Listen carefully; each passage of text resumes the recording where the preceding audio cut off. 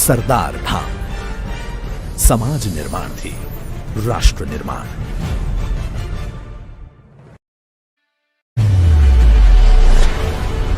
કેળવણી ધામ શ્રેષ્ઠ યુવાનોના ઘડતરનું ધામ।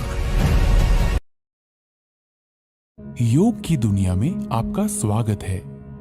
आइए अब हम योग साधना का अभ्यास चालन क्रियाओं यानी शिथिलता अभ्यासों से करते हैं, जो शरीर में सूक्ष्म रूप से रक्त संचार को बढ़ाते हैं। गर्दन का व्यायाम, गर्दन को आगे और पीछे झुकाना।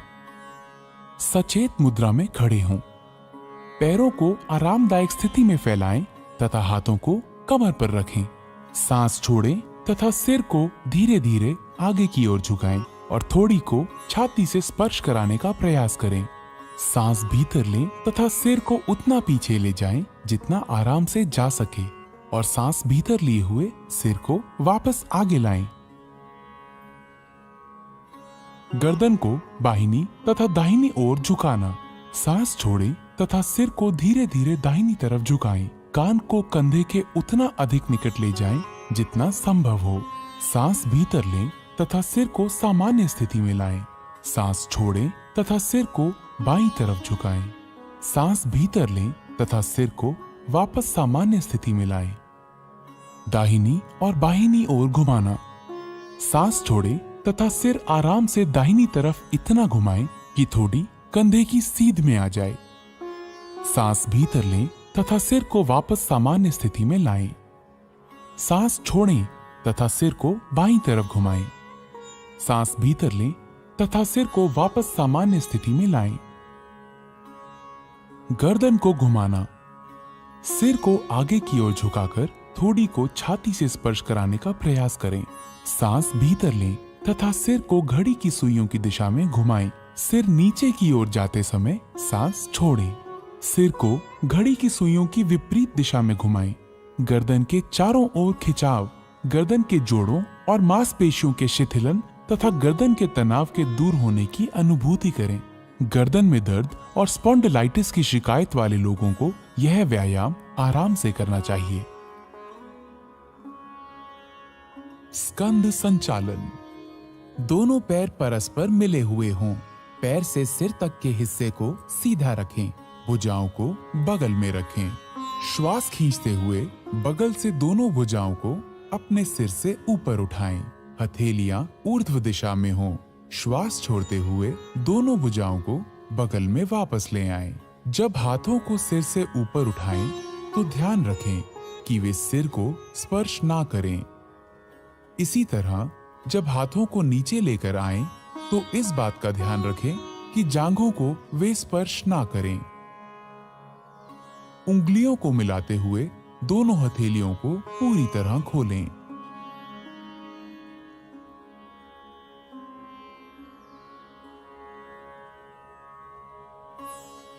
स्कंद चक्र। सीधा खड़े हो जाएं। बाएं हाथ की उंगलियों को बाएं कंधे पर रखें और उसी तरह दाएं हाथ की उंगलियों को दाएं कंधे पर। दोनों कोहनियों को पूरी तरह चक्राकार घुमाएं। आगे की ओर कोहनियों को घुमाते हुए वक्ष स्थल के सामने स्पर्श कराने की कोशिश करें और जब कोहनियों को घुमाएं तो उन्हें कानों के समीप ले जाने की कोशिश करें। इसी तरह विपरीत दिशा में भुजाओं को खींचते हुए घुमाएं और कोशिश करें कि इस दौरान भुजाएं शरीर को स्पर्श करें। इस क्रिया को बाएं से दाएं अर्थात घड़ी की सुई की विपरीत दिशा में 5 बार दोहराएं। इस क्रिया के अभ्यास से हड्डियां, मांसपेशियां और स्कंद क्षेत्र की तंत्रिकाएं स्वस्थ रहती हैं। यह अभ्यास गर्दन की रीढ़ की हड्डी की अपकर्षक अर्थात सर्वाइकल स्पॉन्डिलाइटिस बीमारी को दूर करने में सहायक है। धड़ को घुमाना। पांवों को परस्पर 2 फुट की दूरी पर रखें। दोनों हाथों को छाती की ऊंचाई तक इस प्रकार उठाएं कि दोनों हथेलियां एक दूसरे के सामने हों। सांस छोड़ें। शरीर को दाहिनी तरफ इतना घुमाएं कि बाईं हथेली दाहिने कंधे को स्पर्श कर ले। सांस भीतर लेते हुए वापस लौटें। अब सांस छोड़ें। शरीर को बाईं तरफ इतना घुमाएं कि दाहिनी हथेली बाएं कंधे को स्पर्श कर ले।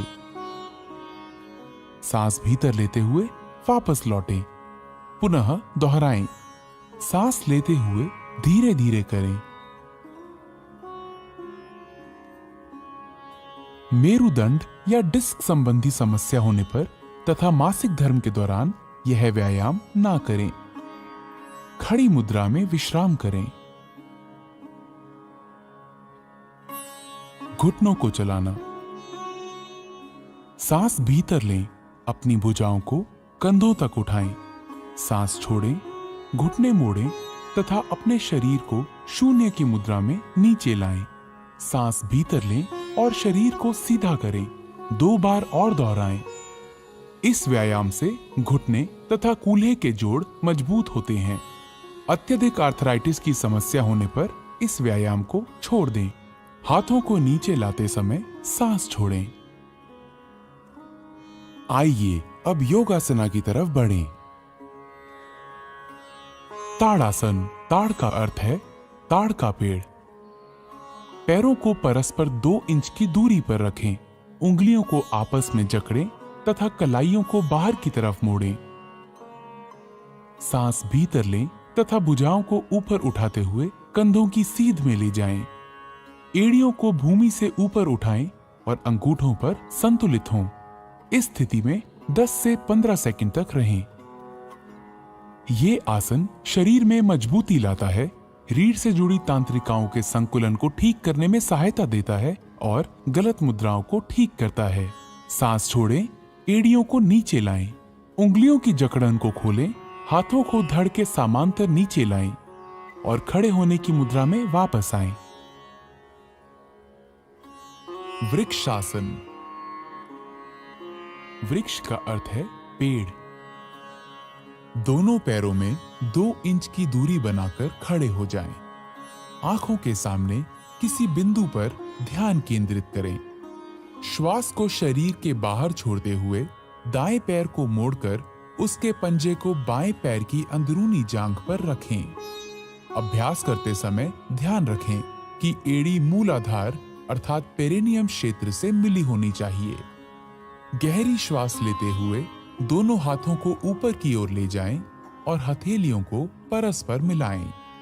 इस स्थिति में 10 से 15 सेकंड्स तक रहें। इस दौरान सामान्य रूप से श्वास प्रश्वास करें। यह आसन तंत्रिका तंत्र की स्नायुओं को बेहतर और शरीर को संतुलित बनाता है। आर्थराइटिस रोग से ग्रसित होने पर इस आसन का अभ्यास ना करें। श्वास छोड़ते हुए हाथों एवं दाएं पैर को मूल अवस्था में वापस लेकर आएं। इस आसन का अभ्यास बाएं पैर से भी करें। बाएं पैर को मोड़कर उसके पंजे को दाएं पैर की अंदरूनी जांघ पर रखें। श्वास खींचते हुए दोनों हाथों को ऊपर की ओर ले जाएं और हथेलियों को परस्पर मिलाएं।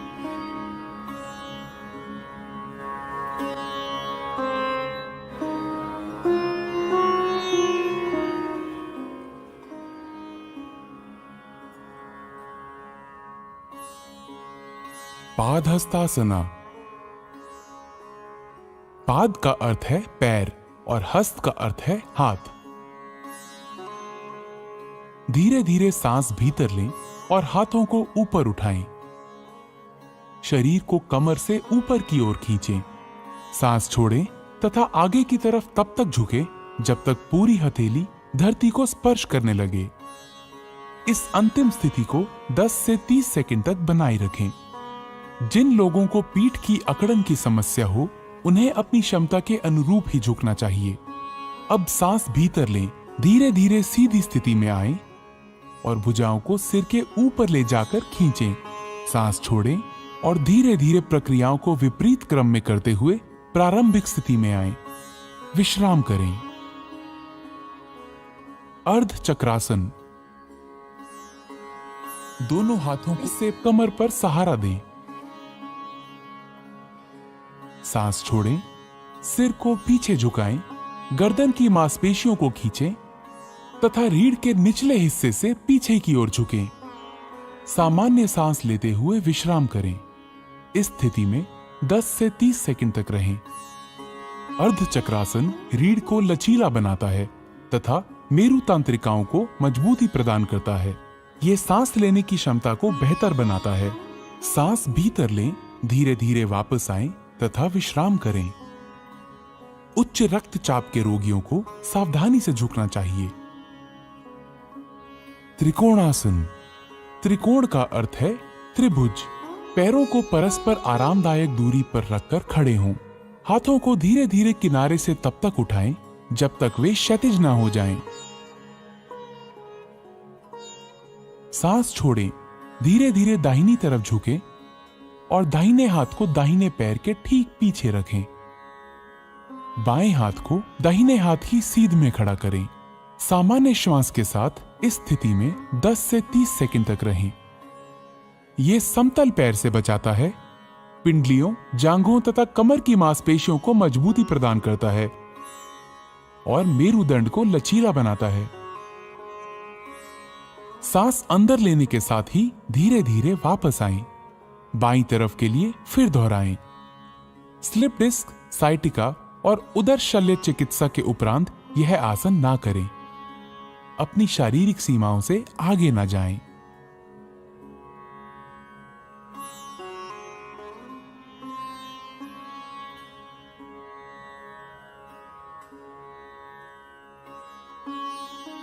भद्रासन।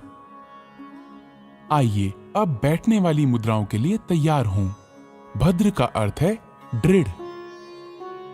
पांवों को सामने की तरफ फैलाकर सीधे बैठें। हाथों को कूल्हों के पास रखें। ये दंड आसन है।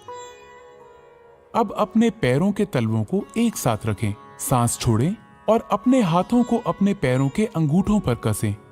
अपनी एड़ियों को जितना संभव हो उतना मूलाधार के पास लाएं। ये अंतिम स्थिति है। इस स्थिति में कुछ देर तक रहें।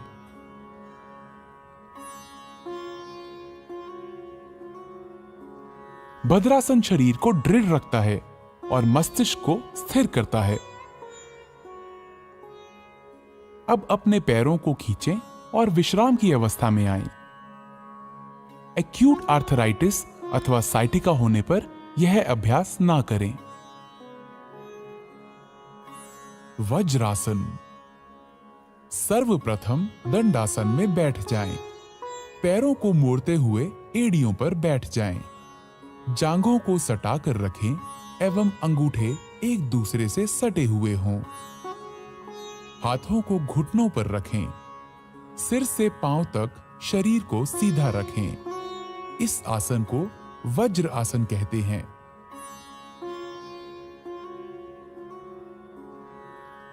अर्ध उष्ट्रासन। सर्वप्रथम वज्रासन में बैठ जाएं। घुटनों के बल खड़े हो जाएं। हाथों को कमर पर इस प्रकार रखें कि अंगुलियां जमीन की ओर हों। कोहनियों एवं कंधों को समानांतर रखें। अब सिर को पीछे की तरफ झुकाते हुए ग्रीवा की मांसपेशियों को खींचें। श्वास को अंदर खींचते हुए धड़ को जितना संभव हो सके उतना झुकाएं। श्वास बाहर छोड़ते हुए इस स्थिति में शिथिल हो जाएं। सामान्य रूप से श्वास प्रश्वास करते हुए इस स्थिति में 10 से 30 सेकंड तक रुकें। इस योगाभ्यास से पीठ और गर्दन की मांसपेशियां मजबूत होती हैं। कब्ज एवं पीठ दर्द से मुक्ति मिलती है। श्वास खींचते हुए वापस वज्रासन में बैठ जाएं। शिथिल हो जाएं। उष्ट्रासन। वज्रासन में बैठ जाएं। घुटनों को जमीन पर टिकाते हुए अपने दोनों पैरों की जांघ और पंजों को आपस में मिला लीजिए। घुटनों और पंजों के बीच कुछ इंचों की दूरी रखते हुए घुटनों के बल खड़े हो जाएं। श्वास खींचते हुए धीरे से पीछे की ओर झुकें। धीरे धीरे दाहिने हाथ से दाहिनी एड़ी और बाएं हाथ से बाईं एड़ी को पकड़ने का प्रयास करें। इस बात का ध्यान रखें कि पीछे झुकते समय गर्दन को झटका ना लगे। उष्ट्रासन दृष्टिकोण में अत्यंत लाभदायक है। यह पीठ एवं गर्दन के दर्द से आराम दिलाता है। यह उदर एवं नितंब की वसा को कम करने में सहायक है। उच्च रक्तचाप, हृदय रोगी व हर्निया के मरीजों को यह आसन नहीं करना चाहिए। श्वास खींचते हुए पुनः वज्रासन में बैठ जाएं। शिथिल अवस्था में आ जाएं। शशांकासन। शशांक का अर्थ है शशक या खरगोश। दोनों घुटनों को दूर फैलाएं जबकि अंगूठों को परस्पर स्पर्श करने दें। हथेलियों को घुटनों के बीच रखें। सांस छोड़ें और उन्हें धीरे धीरे पूरी लंबाई में खींचें। आगे झुकें और थोड़ी को भूमि पर रखें। भुजाओं को समांतर रखें। सामने देखें और मुद्रा को बनाए रखें। यह तनाव और गुस्से को कम करने में सहायक है। सांस भीतर खींचें और उठें। सांस छोड़ें और वज्रासन में वापस आएं। अपने पैरों को वापस विश्रामासन में लाएं। ऑस्टियोआर्थराइटिस के रोगियों को यह सावधानी के साथ करना चाहिए।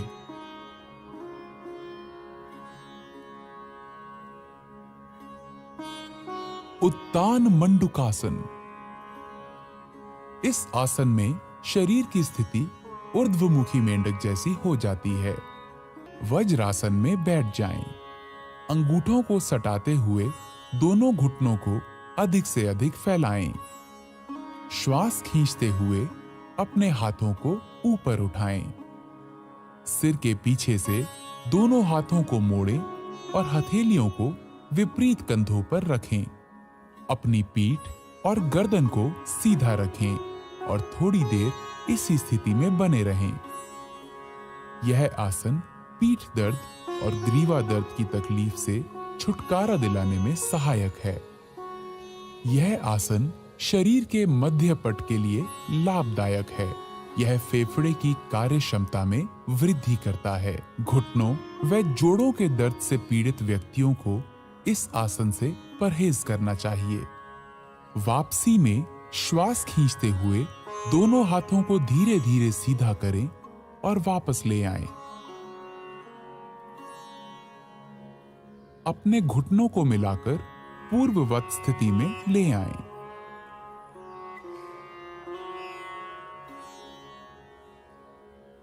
वक्रासन। वक्र का अर्थ है टेढ़ा या मुड़ा हुआ। दाहिनी टांग को मोड़ें और दाहिने पैर को बाएं घुटने के साथ रखें। बाईं भुजा को दाहिने घुटने पर लपेटें और हथेली को दाहिने पैर के पास रखें। सांस छोड़ें। शरीर तथा गर्दन को दाहिनी तरफ मोड़ें। इस मुद्रा में आराम से रहें। अपना सर पीछे घुमाएं। सांस छोड़ते हुए अपने हाथ बाहर निकालें। पैरों को सीधा फैलाएं। अब वापस आएं और विश्राम आसन में विश्राम करें। यह आसन मेरुदंड के लचीलेपन को बढ़ाता है। यह कब्ज तथा अपच दूर करने और मधुमेह के प्रबंधन में सहायक है। इसे दूसरी तरफ के लिए दोहराएं।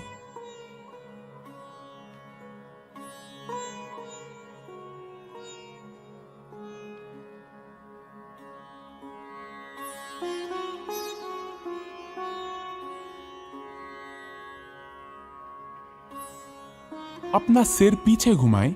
सांस छोड़ते हुए अपने हाथ बाहर निकालें। पैरों को सीधा फैलाएं।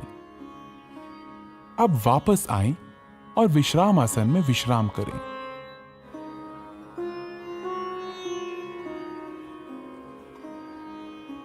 मकर आसन। मकर का अर्थ है मगरमच्छ।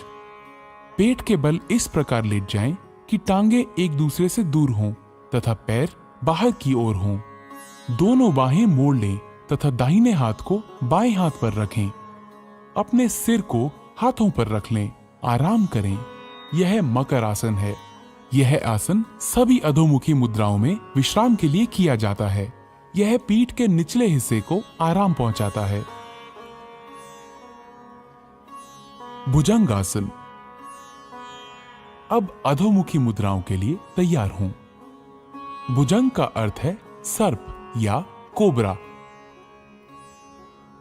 पेट के बल लेट जाएं, सिर को हाथों पर रखें और शरीर को आराम से रहने दें। अब टांगों को आपस में जोड़ें और बाहों को खींचें। माथे को भूमि पर रखें। अब अपनी हथेलियों को छाती के पास रखें और कोहनियों को उठाएं। सांस भीतर लें और थोड़ी तथा नाभि के हिस्से तक छाती को ऊपर उठाएं। यह भुजंग आसन है। यह आसन तनाव के प्रबंधन के लिए सर्वोत्तम है। यह पीठ दर्द तथा श्वास संबंधी समस्याओं से निपटने में सहायक है। सांस छोड़ें, अपने माथे को भूमि पर रहने दें तथा बाहों को खींचें। अपनी टांगें फैलाएं, हथेलियां ऊंची करें तथा अपने सर को हथेलियों पर रखें और आराम करें। शलभ आसन। शलभ का अर्थ है पतंगा या टिड्डा। पेट के बल लेट जाएं, टांगे आपस में जोड़ लें। थोड़ी को भूमि पर रखें। दोनों हाथ शरीर के किनारे ऐसे रखें कि हथेलियां ऊपर की ओर हों। सांस भीतर लें। अपनी टांगों को भूमि से उतना ऊपर उठाएं जितना आप बिना घुटनों को मोड़े हुए उठा सकें। बाहों और टांगों को इस तरह फैलाएं कि शरीर आसानी से भूमि से ऊपर उठ जाए। इस स्थिति में आराम से रहें। यह आसन साइटिका तथा पीठ के निचले हिस्से के दर्द में राहत देता है। यह कूल्हे की मांसपेशियों को आकार देता है। अब सांस छोड़ें, टांगों को नीचे भूमि की ओर ले आएं। अपनी बाहें निकालें और भूमि पर विश्राम करें। हृदय रोगियों को यह मुद्रा नहीं करनी चाहिए। सेतु बंधासन। ऊर्ध्वमुखी या पीठ के बल लेटकर की जाने वाली मुद्राओं की ओर। सेतु बंध का अर्थ है पुल बनाना। टांगों को आपस में जोड़ें, बाहों को शरीर के किनारे रखें। दोनों टांगों को घुटनों पर मोड़ें और एड़ियों को नितंबों के पास ले जाएं। दोनों एड़ियों को कसकर पकड़ें। सांस भीतर लें। धीरे धीरे नितंबों तथा धड़ को पुल बनाने के लिए उतना ऊंचा उठाएं जितना आप उठा सकते हैं। आराम से रहें। यही अंतिम मुद्रा है। यह आसन अवसाद तथा व्यग्रता से मुक्ति देता है। यह पीठ के निचले हिस्से की मांसपेशियों को मजबूत बनाता है। अब सांस छोड़ें। धीरे धीरे मूल स्थिति में आएं और विश्राम करें। पीठ के बल लेट जाएं। कृपया ध्यान रखें, गर्भावस्था के बाद की तिमाहियों वाली महिलाएं इस आसन का प्रयोग ना करें। उत्तान पादासन। इस आसन में पीठ के बल लेटकर पैरों को ऊपर उठाया जाता है। इसी कारण इस आसन का नामकरण उत्तान पाद आसन हुआ है। जमीन पर आराम से पीठ के बल लेट जाएं। पैरों की स्थिति सीधी हो और हाथों को बगल में रखें। श्वास लेते हुए घुटनों को बिना मोड़े धीरे धीरे अपने दोनों पैरों को ऊपर उठाएं और 30 डिग्री का कोण बनाएं। सामान्य रूप से श्वास प्रश्वास करते हुए इस अवस्था में कुछ देर बने रहें। श्वास छोड़ते हुए धीरे धीरे अपने दोनों पैरों को नीचे लाएं और जमीन पर रखें। यह आसन नाभि केंद्र अर्थात नाभि मणि चक्र में संतुलन स्थापित करता है। अर्ध हल आसन। इस आसन में शरीर की स्थिति खेतों की जुताई करने वाले भारतीय हल की अर्ध आकृति जैसी हो जाती है। इसी कारण इसका नाम हल आसन पड़ा है। पीठ के बल लेट जाएं। दोनों हाथ जांघों के बगल में रखें और हथेलियां जमीन पर टिका दें। घुटनों को बिना मोड़े अपने पैरों को धीरे धीरे ऊपर उठाएं। सर्वप्रथम अपने पैरों को 30 डिग्री तक उठाएं। तत्पश्चात 60 डिग्री का कोण बनाएं। अब धीरे धीरे पैरों को 90 डिग्री के कोण की स्थिति में ले आएं। यह अर्ध हलासन की पूर्ण स्थिति है। इस अवस्था में शरीर की स्थिति नितंब से कंधे तक सीधी होनी चाहिए। धीरे धीरे अपने पैरों को वापस जमीन पर लाएं। ध्यान रहे वापसी की स्थिति में सिर जमीन से ऊपर ना उठे। यह आसन गहरे तनाव से ग्रस्त व्यक्तियों के लिए अत्यंत लाभदायक है, परंतु उन्हें बड़ी सावधानी पूर्वक यह आसन करना चाहिए। पीठ के निचले हिस्से के दर्द से पीड़ित व्यक्तियों को दोनों पैरों के साथ इस आसन को नहीं करना चाहिए। पवन मुक्त आसन। दोनों घुटने मोड़ें तथा जांघों को छाती के पास लाएं। उंगलियों को आपस में जकड़ लें और घुटनों के नीचे पिंडलियों को अच्छी तरह पकड़ लें। सिर तथा कंधे उठाएं और घुटनों को थोड़ी से छूने का प्रयास करें। यह पवन मुक्त आसन है। यह कब्ज दूर करता है, उदर वायु से मुक्ति दिलाता है और पीछे की मांसपेशियों तथा मेरु तंत्रिकाओं को ठीक करता है।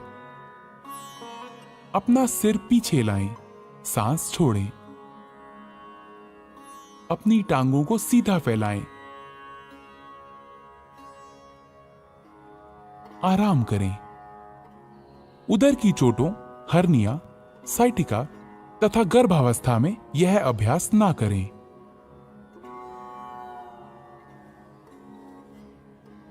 शवासन। शव का अर्थ है मृत शरीर। यह आसन संपूर्ण विश्राम के लिए किया जाता है। अपनी भुजाओं और टांगों को फैलाकर आराम से पीठ के बल लेट जाएं।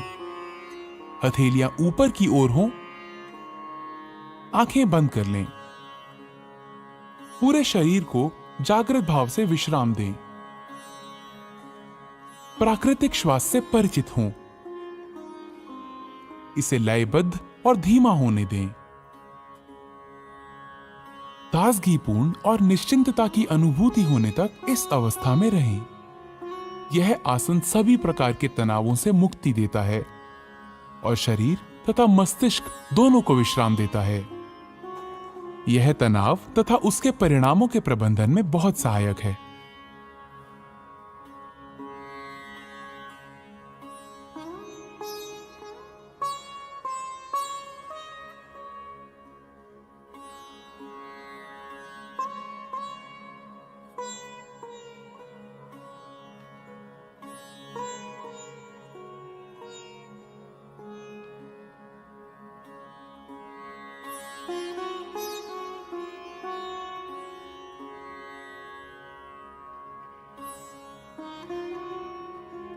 कपालभाति।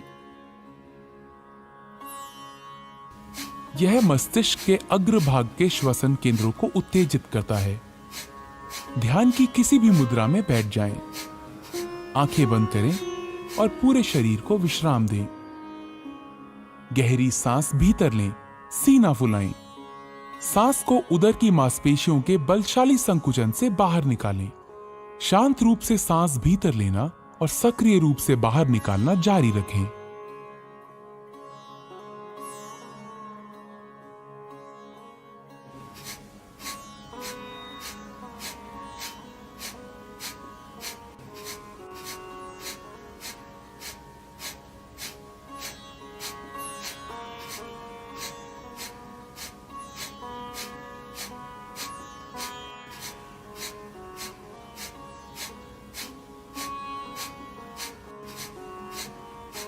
फिर एक गहरी सांस लें, धीरे धीरे बाहर निकालें और विश्राम लें। इस प्रक्रिया को 30 बार करें। यह कपालभाति का एक चक्र है। प्रत्येक चक्र के अंत में गहरी सांस लेनी चाहिए। अब 2 चक्र और करें।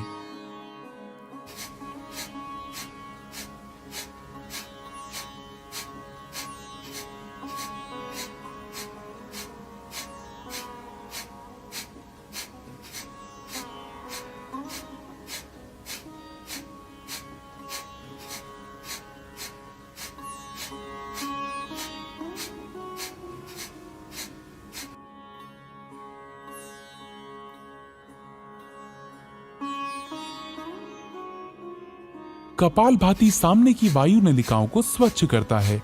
इससे कफ संबंधी समस्याओं के निदान में सहायता मिलती है। यह ठंड, राइनाइटिस, साइनोसाइटिस, अस्थमा तथा श्वास संबंधी रोगों के उपचार में सहायक है।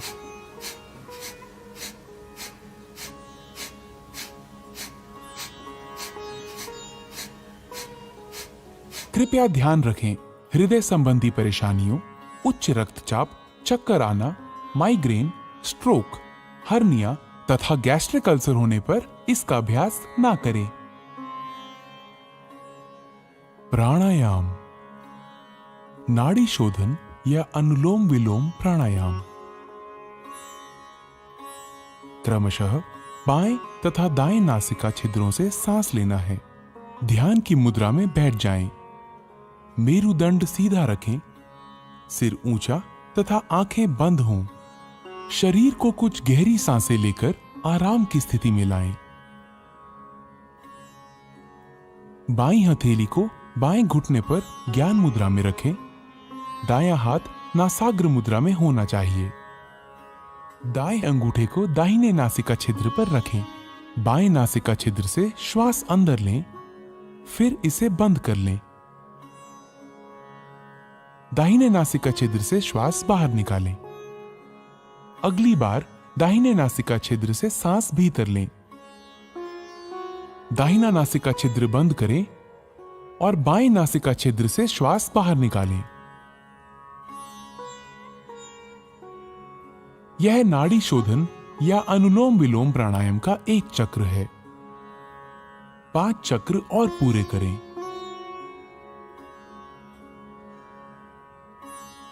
जो अनुलोम विलोम प्राणायाम प्रारंभ करने वाले नए लोग हैं, उनके लिए श्वास अंदर खींचने और बाहर करने का समय समान होना चाहिए।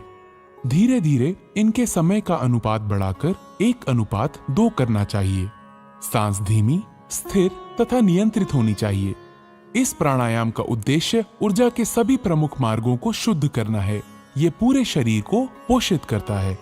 ये चित्त को शांत करता है और एकाग्रता बढ़ाने में सहायता देता है। ये प्राण शक्ति बढ़ाता है और तनाव तथा व्यग्रता के स्तर को कम करता है। ये कफ संबंधी दोषों का भी निवारण करता है।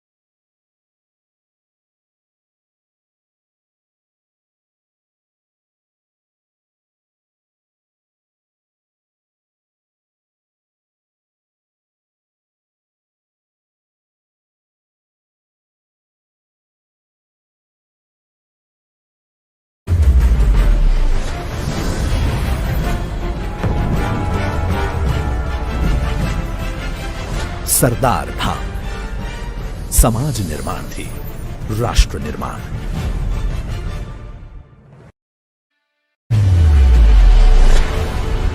કેળવણી ધામ, શ્રેષ્ઠ યુવાનોના ઘડતરનું ધામ। योग की दुनिया में आपका स्वागत है। आइए अब हम योग साधना का अभ्यास चालन क्रियाओं यानी शिथिलता अभ्यासों से करते हैं, जो शरीर में सूक्ष्म रूप से रक्त संचार को बढ़ाते हैं।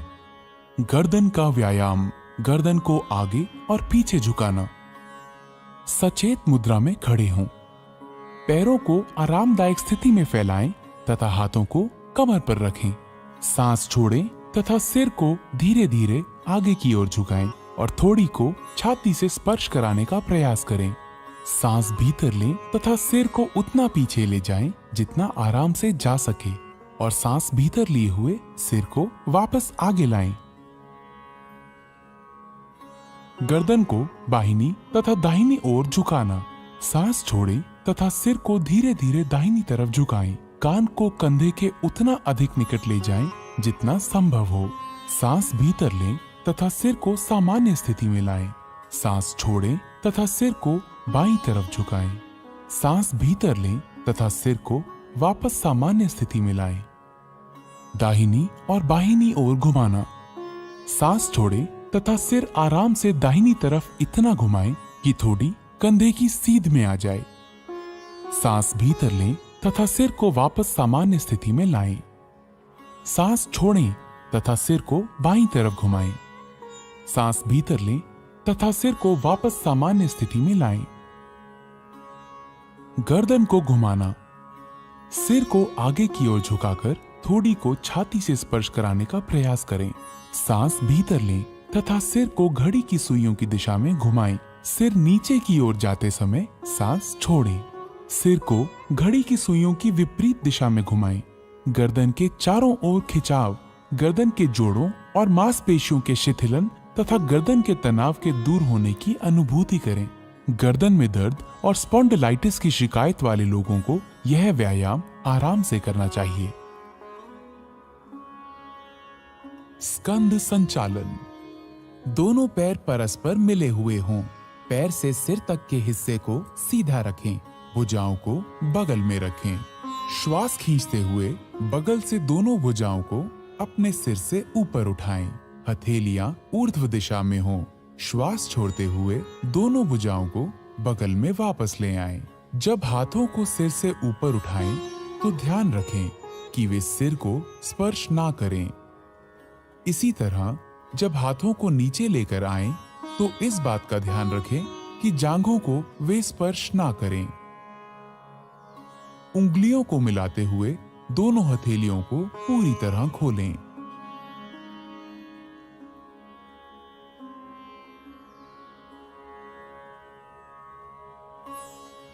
स्कंध चक्र। सीधा खड़े हो जाएं। बाएं हाथ की उंगलियों को बाएं कंधे पर रखें और उसी तरह दाएं हाथ की उंगलियों को दाएं कंधे पर। दोनों कोहनियों को पूरी तरह चक्राकार घुमाएं। आगे की ओर कोहनियों को घुमाते हुए वक्षस्थल के सामने स्पर्श कराने की कोशिश करें और जब कोहनियों को घुमाएं तो उन्हें कानों के समीप ले जाने की कोशिश करें। इसी तरह विपरीत दिशा में भुजाओं को खींचते हुए घुमाएं और कोशिश करें कि इस दौरान भुजाएं शरीर को स्पर्श करें। इस क्रिया को बाएं से दाएं अर्थात घड़ी की सुई की विपरीत दिशा में 5 बार दोहराएं। इस क्रिया के अभ्यास से हड्डियां, मांसपेशियां और स्कंध क्षेत्र की तंत्रिकाएं स्वस्थ रहती हैं। यह अभ्यास गर्दन की रीढ़ की हड्डी की अपकर्षक अर्थात सर्वाइकल स्पॉन्डिलाइटिस बीमारी को दूर करने में सहायक है। धड़ को घुमाना। पांवों को परस्पर 2 फुट की दूरी पर रखें। दोनों हाथों को छाती की ऊंचाई तक इस प्रकार उठाएं कि दोनों हथेलियां एक दूसरे के सामने हों। सांस छोड़ें। शरीर को दाहिनी तरफ इतना घुमाएं कि बाईं हथेली दाहिने कंधे को स्पर्श कर ले। सांस भीतर लेते हुए वापस लौटें। अब सांस छोड़ें। शरीर को बाईं तरफ इतना घुमाएं कि दाहिनी हथेली बाएं कंधे को स्पर्श कर ले। सांस भीतर लेते हुए वापस लौटें। पुनः दोहराएं। सांस लेते हुए धीरे धीरे करें। मेरुदंड या डिस्क संबंधी समस्या होने पर तथा मासिक धर्म के दौरान यह व्यायाम ना करें। खड़ी मुद्रा में विश्राम करें। घुटनों को चलाना। सांस भीतर लें। अपनी भुजाओं को कंधों तक उठाएं। सांस छोड़ें। घुटने मोड़ें तथा अपने शरीर को शून्य की मुद्रा में नीचे लाएं। सांस भीतर लें और शरीर को सीधा करें। 2 बार और दोहराएं। इस व्यायाम से घुटने तथा कूल्हे के जोड़ मजबूत होते हैं। अत्यधिक आर्थराइटिस की समस्या होने पर इस व्यायाम को छोड़ दें। हाथों को नीचे लाते समय सांस छोड़ें। आइए अब योगासना की तरफ बढ़ें। ताड़ासन। ताड़ का अर्थ है ताड़ का पेड़। पैरों को परस्पर 2 इंच की दूरी पर रखें। उंगलियों को आपस में जकड़ें तथा कलाइयों को बाहर की तरफ मोड़ें। सांस भीतर लें तथा भुजाओं को ऊपर उठाते हुए कंधों की सीध में ले जाएं। एड़ियों को भूमि से ऊपर उठाएं और अंगूठों पर संतुलित हों। इस स्थिति में 10 से 15 सेकंड तक रहें। ये आसन शरीर में मजबूती लाता है, रीढ़ से जुड़ी तांत्रिकाओं के संकुलन को ठीक करने में सहायता देता है और गलत मुद्राओं को ठीक करता है। सांस छोड़ें, एड़ियों को नीचे लाएं, उंगलियों की जकड़न को खोलें, हाथों को धड़ के समांतर नीचे लाएं और खड़े होने की मुद्रा में वापस आएं। वृक्षासन। वृक्ष का अर्थ है पेड़। दोनों पैरों में 2 इंच की दूरी बनाकर खड़े हो जाएं। आंखों के सामने किसी बिंदु पर ध्यान केंद्रित करें। श्वास को शरीर के बाहर छोड़ते हुए दाएं पैर को मोड़कर उसके पंजे को बाएं पैर की अंदरूनी जांघ पर रखें। अभ्यास करते समय ध्यान रखें कि एड़ी मूलाधार अर्थात पेरिनियम क्षेत्र से मिली होनी चाहिए। गहरी श्वास लेते हुए दोनों हाथों को ऊपर की ओर ले जाएं और हथेलियों को परस्पर मिलाएं। इस स्थिति में 10 से 15 सेकंड्स तक रहें। इस दौरान सामान्य रूप से श्वास प्रश्वास करें। यह आसन तंत्रिका तंत्र की स्नायुओं को बेहतर और शरीर को संतुलित बनाता है। आर्थराइटिस रोग से ग्रसित होने पर इस आसन का अभ्यास ना करें। श्वास छोड़ते हुए हाथों एवं दाएं पैर को मूल अवस्था में वापस लेकर आएं। इस आसन का अभ्यास बाएं पैर से भी करें। बाएं पैर को मोड़कर उसके पंजे को दाएं पैर की अंदरूनी जांघ पर रखें। श्वास खींचते हुए दोनों हाथों को ऊपर की ओर ले जाएं और हथेलियों को परस्पर मिलाएं।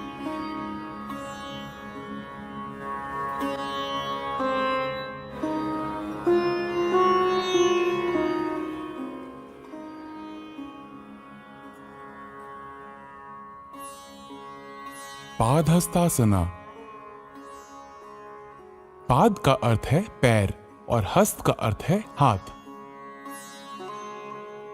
धीरे धीरे सांस भीतर लें और हाथों को ऊपर उठाएं।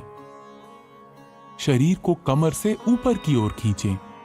सांस छोड़ें तथा आगे की तरफ तब तक झुकें जब तक पूरी हथेली धरती को स्पर्श करने लगे।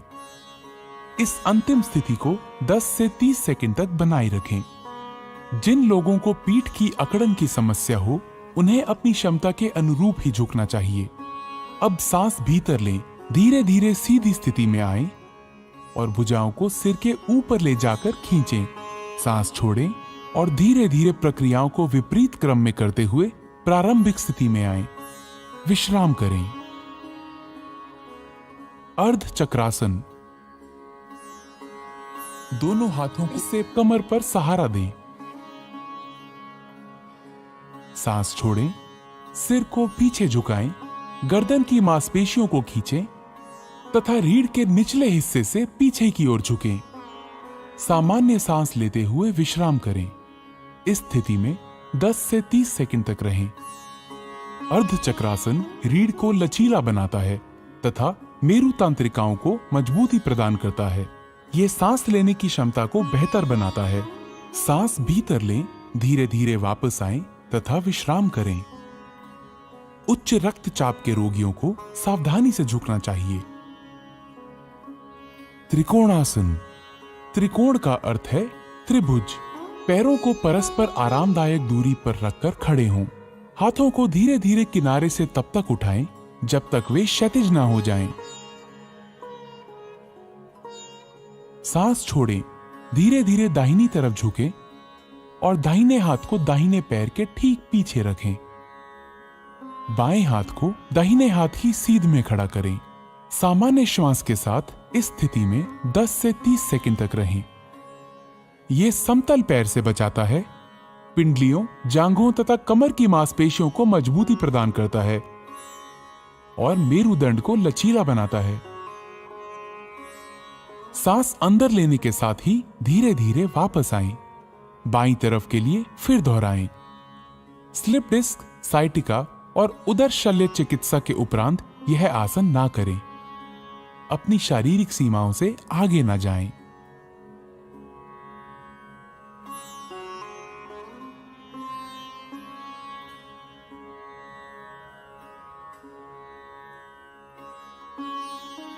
भद्रासन। आइए अब बैठने वाली मुद्राओं के लिए तैयार हों। भद्र का अर्थ है दृढ़। पांवों को सामने की तरफ फैलाकर सीधे बैठें। हाथों को कूल्हों के पास रखें। ये दंडासन है। अब अपने पैरों के तलवों को एक साथ रखें। सांस छोड़ें और अपने हाथों को अपने पैरों के अंगूठों पर कसें। अपनी एड़ियों को जितना संभव हो उतना मूलाधार के पास लाएं। ये अंतिम स्थिति है। इस स्थिति में कुछ देर तक रहें।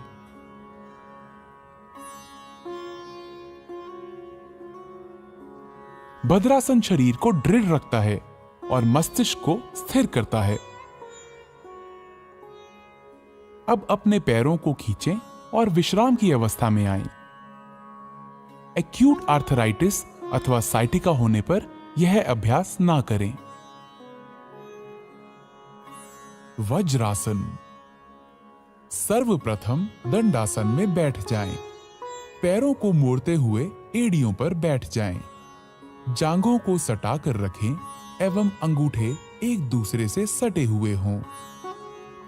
हाथों को घुटनों पर रखें। सिर से पांव तक शरीर को सीधा रखें। इस आसन को वज्र आसन कहते हैं।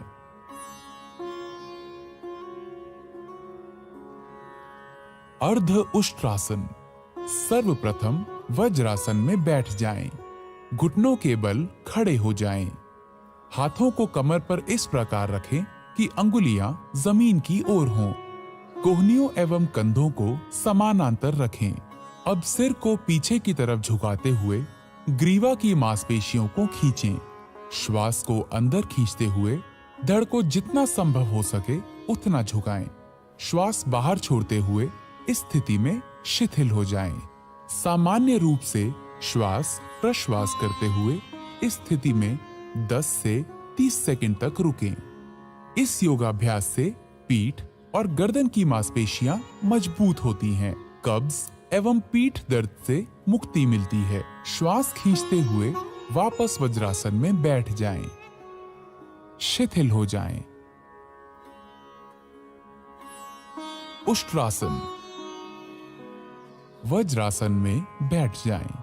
घुटनों को जमीन पर टिकाते हुए अपने दोनों पैरों की जांघ और पंजों को आपस में मिला लीजिए।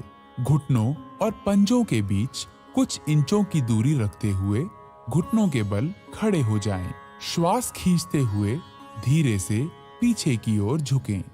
धीरे धीरे दाहिने हाथ से दाहिनी एड़ी और बाएं हाथ से बाईं एड़ी को पकड़ने का प्रयास करें।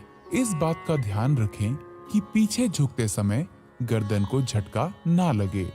उष्ट्रासन दृष्टिकोण में अत्यंत लाभदायक है।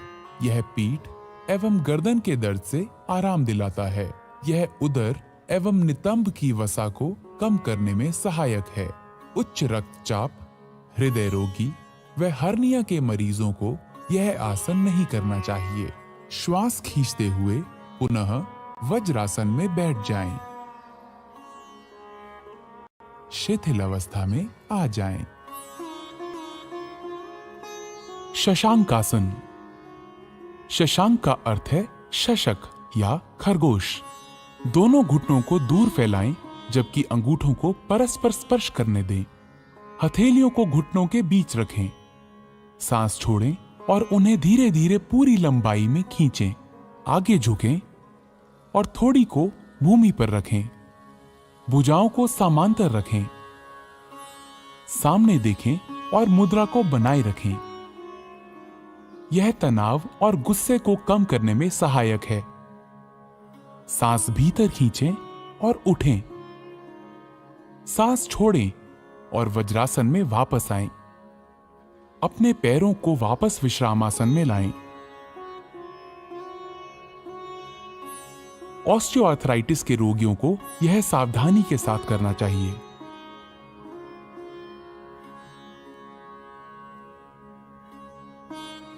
उत्तान मंडूकासन। इस आसन में शरीर की स्थिति ऊर्ध्वमुखी मेंढक जैसी हो जाती है। वज्रासन में बैठ जाएं। अंगूठों को सटाते हुए दोनों घुटनों को अधिक से अधिक फैलाएं। श्वास खींचते हुए अपने हाथों को ऊपर उठाएं। सिर के पीछे से दोनों हाथों को मोड़ें और हथेलियों को विपरीत कंधों पर रखें।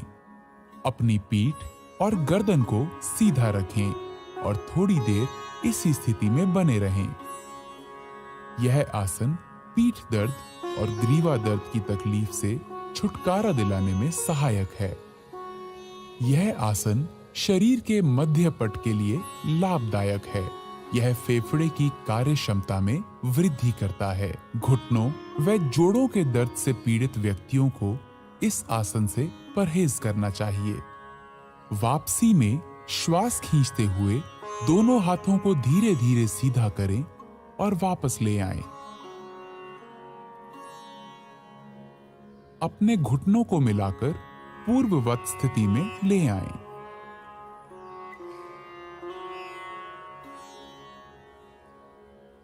वक्रासन। वक्र का अर्थ है टेढ़ा या मुड़ा हुआ। दाहिनी टांग को मोड़ें और दाहिने पैर को बाएं घुटने के साथ रखें। बाईं भुजा को दाहिने घुटने पर लपेटें और हथेली को दाहिने पैर के पास रखें। सांस छोड़ें। शरीर तथा गर्दन को दाहिनी तरफ मोड़ें। इस मुद्रा में आराम से रहें। अपना सर पीछे घुमाएं। सांस छोड़ते हुए अपने हाथ बाहर निकालें। पैरों को सीधा फैलाएं। अब वापस आएं और विश्राम आसन में विश्राम करें।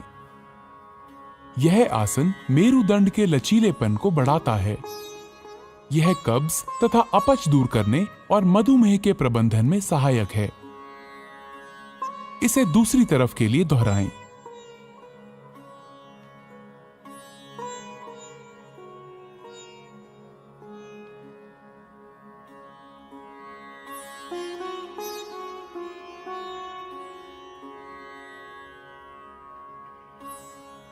अपना सिर पीछे घुमाएं। सांस छोड़ते हुए अपने हाथ बाहर निकालें। पैरों को सीधा फैलाएं। अब वापस आएं और विश्राम आसन में विश्राम करें।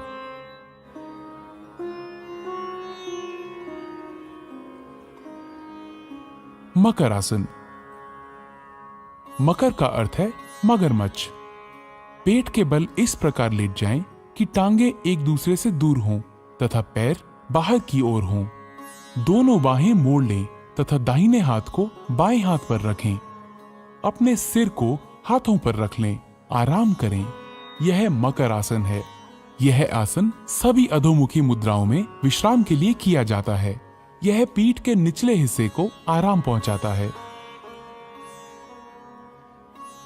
भुजंगासन। अब अधोमुखी मुद्राओं के लिए तैयार हों। भुजंग का अर्थ है सर्प या कोबरा। पेट के बल लेट जाएं। सिर को हाथों पर रखें और शरीर को आराम से रहने दें। अब टांगों को आपस में जोड़ें और बाहों को खींचें। माथे को भूमि पर रखें। अब अपनी हथेलियों को छाती के पास रखें और कोहनियों को उठाएं। सांस भीतर लें और थोड़ी तथा नाभि के हिस्से तक छाती को ऊपर उठाएं। यह भुजंगासन है। यह आसन तनाव के प्रबंधन के लिए सर्वोत्तम है। यह पीठ दर्द तथा श्वास संबंधी समस्याओं से निपटने में सहायक है। सांस छोड़ें। अपने माथे को भूमि पर रहने दें तथा बाहों को खींचें। अपनी टांगे फैलाएं। हथेलियां ऊंची करें तथा अपने सर को हथेलियों पर रखें और आराम करें। शलभासन। शलभ का अर्थ है पतंगा या टिड्डा। पेट के बल लेट जाएं। टांगे आपस में जोड़ लें। थोड़ी को भूमि पर रखें। दोनों हाथ शरीर के किनारे ऐसे रखें कि हथेलियां ऊपर की ओर हों। सांस भीतर लें। अपनी टांगों को भूमि से उतना ऊपर उठाएं जितना आप बिना घुटनों को मोड़े हुए उठा सकें। बाहों और टांगों को इस तरह फैलाएं कि शरीर आसानी से भूमि से ऊपर उठ जाए। इस स्थिति में आराम से रहें। यह आसन साइटिका तथा पीठ के निचले हिस्से के दर्द में राहत देता है। यह कूल्हे की मांसपेशियों को आकार देता है। अब सांस छोड़ें, टांगों को नीचे भूमि की ओर ले आएं। अपनी बाहें निकालें और भूमि पर विश्राम करें। हृदय रोगियों को यह मुद्रा नहीं करनी चाहिए। सेतु बंधासन। ऊर्ध्वमुखी या पीठ के बल लेटकर की जाने वाली मुद्राओं की ओर। सेतु बंध का अर्थ है पुल बनाना। टांगों को आपस में जोड़ें, बाहों को शरीर के किनारे रखें। दोनों टांगों को घुटनों पर मोड़ें और एड़ियों को नितंबों के पास ले जाएं। दोनों एड़ियों को कसकर पकड़ें। सांस भीतर लें। धीरे धीरे नितंबों तथा धड़ को पुल बनाने के लिए उतना ऊंचा उठाएं जितना आप उठा सकते हैं। आराम से रहें। यही अंतिम मुद्रा है।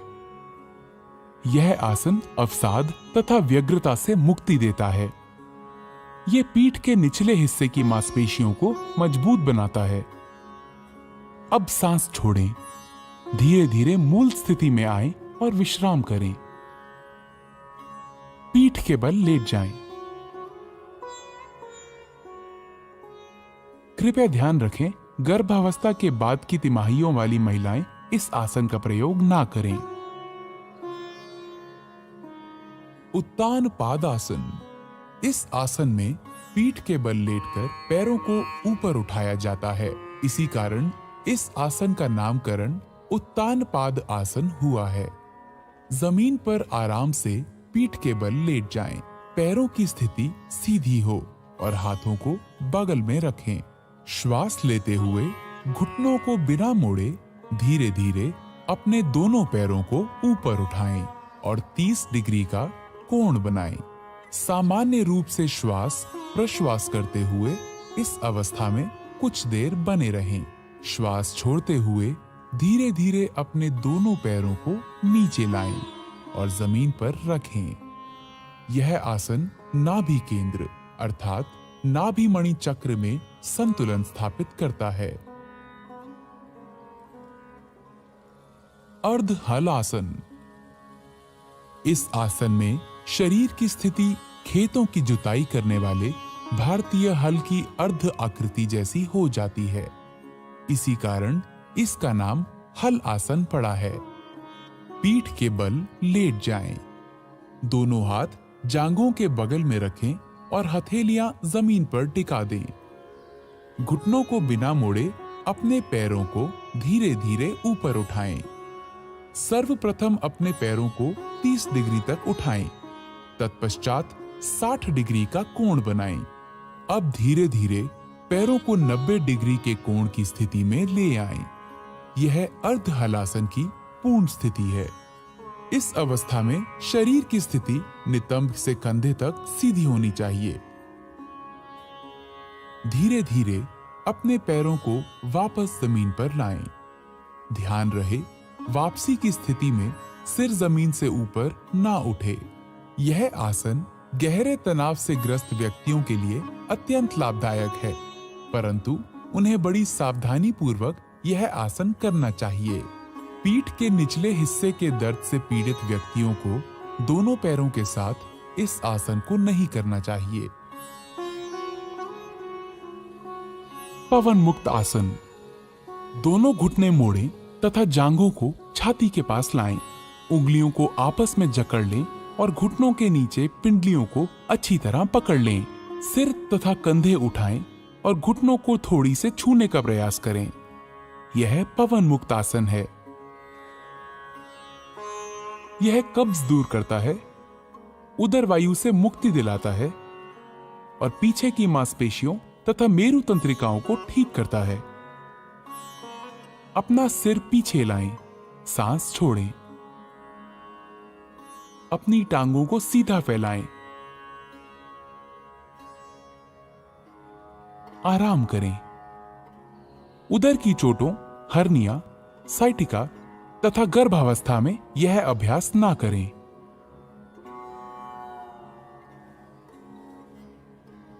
शवासन। शव का अर्थ है मृत शरीर। यह आसन संपूर्ण विश्राम के लिए किया जाता है। अपनी भुजाओं और टांगों को फैलाकर आराम से पीठ के बल लेट जाएं।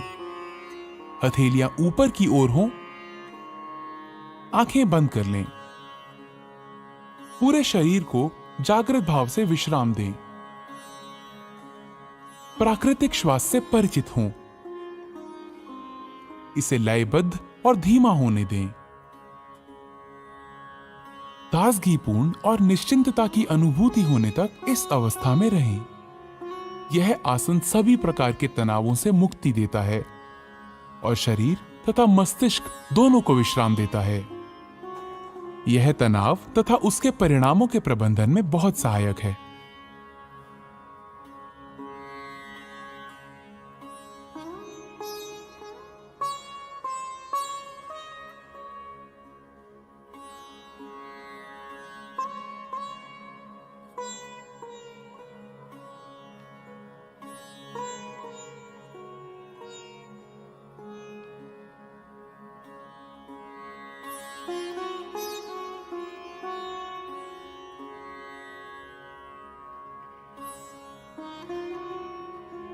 कपालभाति। यह मस्तिष्क के अग्रभाग के श्वसन केंद्रों को उत्तेजित करता है। ध्यान की किसी भी मुद्रा में बैठ जाएं। आंखें बंद करें और पूरे शरीर को विश्राम दें। गहरी सांस भीतर लें, सीना फुलाएं। सांस को उदर की मांसपेशियों के बलशाली संकुचन से बाहर निकालें। शांत रूप से सांस भीतर लेना और सक्रिय रूप से बाहर निकालना जारी रखें।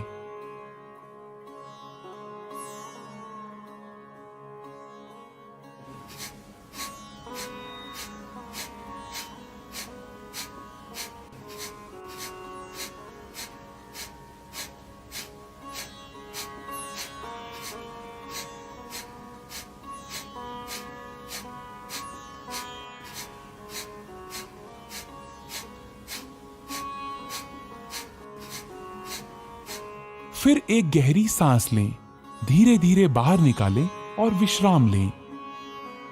इस प्रक्रिया को 30 बार करें। यह कपालभाति का एक चक्र है। प्रत्येक चक्र के अंत में गहरी सांस लेनी चाहिए। अब 2 चक्र और करें।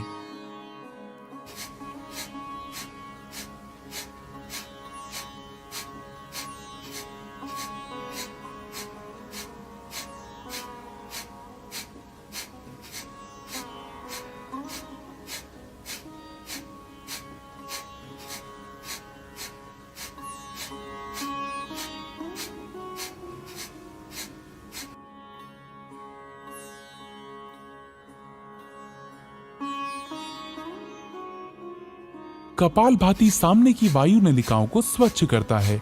इससे कफ संबंधी समस्याओं के निदान में सहायता मिलती है।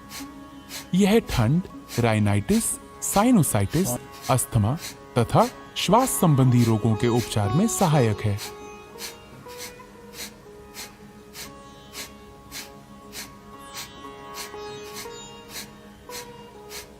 कृपया ध्यान रखें, हृदय संबंधी परेशानियों, उच्च रक्तचाप, चक्कर आना, माइग्रेन, स्ट्रोक, हर्निया तथा गैस्ट्रिक अल्सर होने पर इसका अभ्यास ना करें।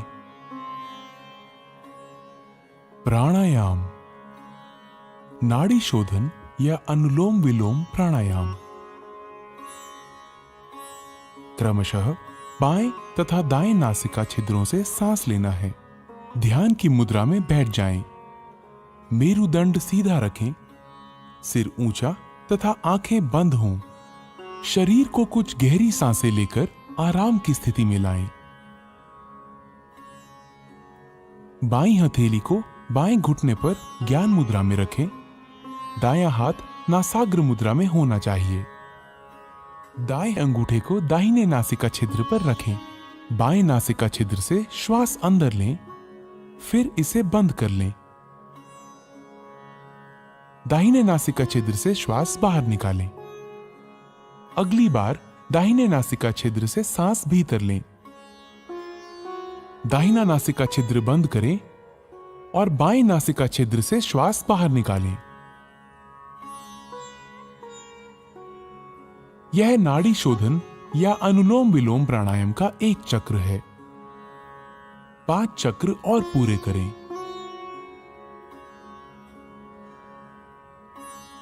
जो अनुलोम विलोम प्राणायाम प्रारंभ करने वाले नए लोग हैं, उनके लिए श्वास अंदर खींचने और बाहर करने का समय समान होना चाहिए।